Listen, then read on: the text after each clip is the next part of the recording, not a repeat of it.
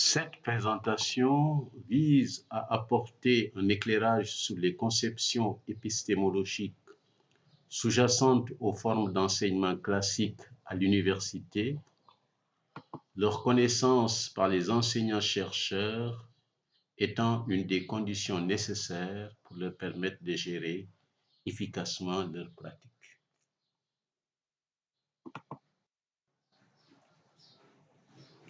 En effet, tout enseignement formel relève d'une vision épistémologique en termes de conception de la construction des savoirs.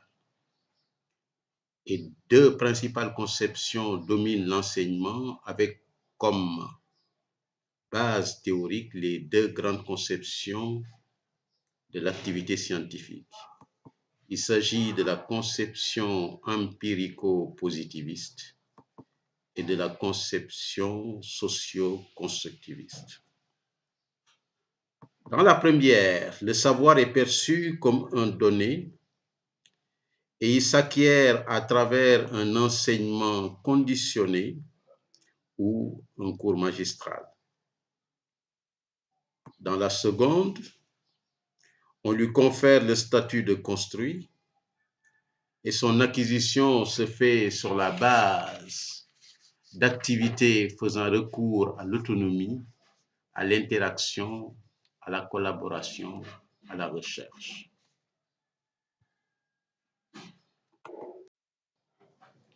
Chacune de ces conceptions prône une logique qui détermine les postures de l'enseignant et de l'étudiant dans un projet pédagogique donné. La conception empirico-positiviste prône une logique d'exposition, de transmission, et de par sa fonction informative, elle renvoie au cours magistral. Dans le projet pédagogique, le rôle de l'étudiant est de reproduire, d'appliquer ce que dit l'enseignant. Alors que dans la conception socio-constructiviste, la logique privilégiée est celle de la mise en situation, de la participation, et en rapport avec la fonction informative qu'elle détermine, elle renvoie au TD, TP, au stage sur le terrain. Dans le cadre de ce projet, l'étudiant est mis en situation par l'enseignant à travers des méthodes actives pour construire son savoir et ou développer une habileté. Eu égard au statut conféré au savoir et aux logiques pédagogiques, chacune de ces conceptions renvoie à l'une ou l'autre des formes d'enseignement à l'université. La conception empirico-positiviste est sous-jacente au cours magistral. Quant à la conception socio-constructiviste, elle sous-tend les TD, de même que les TP.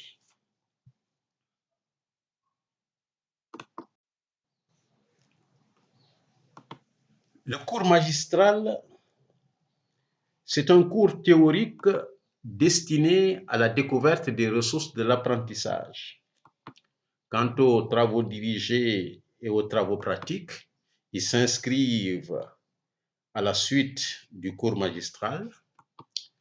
Les travaux dirigés portent sur des activités permettant à l'étudiant d'approfondir les connaissances abordées dans le cadre du cours magistral, alors que les travaux pratiques, ce sont des activités de mise en pratique des connaissances apprises en cours magistral, d'application de méthodes, de réalisation d'expériences.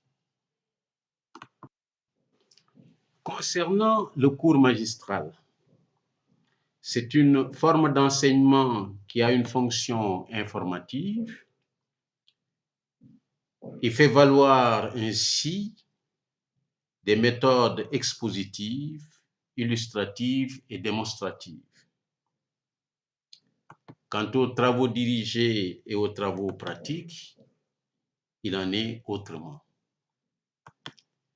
Les travaux dirigés ont une forte fonction formative. Il s'appuie sur des méthodes interrogatives et de redécouverte guidée. Les travaux pratiques ont également une fonction formative. Ils font recours à des méthodes expérimentales, collaboratives, d'entraînement et de résolution de problèmes. Peu importe la fonction assignée à chacune de ces formes d'enseignement, informative pour le cours magistral, formative pour les TD et TP, il est possible dans leur pilotage de valoriser une participation effective des étudiants, comme l'illustrent les propositions suivantes. Concernant le cours magistral, avant le cours, phase préactive, l'enseignant met à la disposition des étudiants un syllabus comportant des activités préparatoires, de recherche documentaire, d'appropriation des notions clés, etc. Au moment du déroulement du cours, phase interactive, il peut initier un dispositif ouvert, souple, de conduite de la séance, combinant exposé de l'enseignant, un exposé qui prendrait les 2 quarts du temps, suivi de tâches d'appropriation sous forme d'exercices à faire par les étudiants 1 quart du temps, et le dernier quart du temps sera consacré à des questions de clarification soulevées par les étudiants. Pour la phase post-active, sur la base des enseignements que le professeur a tirés des exercices et des questions de clarification, il peut proposer des suggestions de lecture complémentaires bien ciblées. Concernant les travaux dirigés et les travaux pratiques, une semaine avant, phase préactive, l'enseignant peut fournir aux étudiants un document comportant des consignes d'activités préparatoires relatives à la mobilisation des ressources nécessaires pour la réalisation des travaux, ainsi que des informations sur la situation problème à résoudre, les consignes de travail, le timing des activités. Durant le cours, l'enseignant peut revenir sur les consignes pour les clarifier. Ensuite, il procède à la mise en activité des étudiants sous la forme de travail individuel ou collaboratif, les 2/5 du temps, suivi d'un travail de groupe de confrontation, 1/5 de temps, puis une synthèse en plénière, 1/5 du temps. Le tout sera couronné par un retour au travail individuel de remédiation et d'amélioration.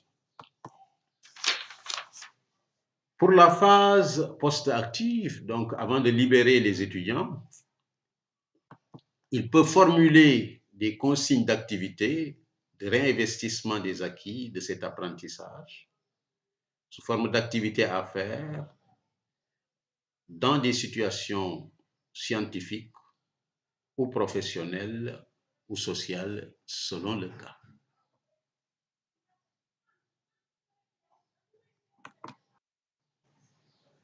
Pour plus d'informations sur ce sujet, vous pouvez consulter la revue francophone Liens, numéro 21, juillet 2016. Merci.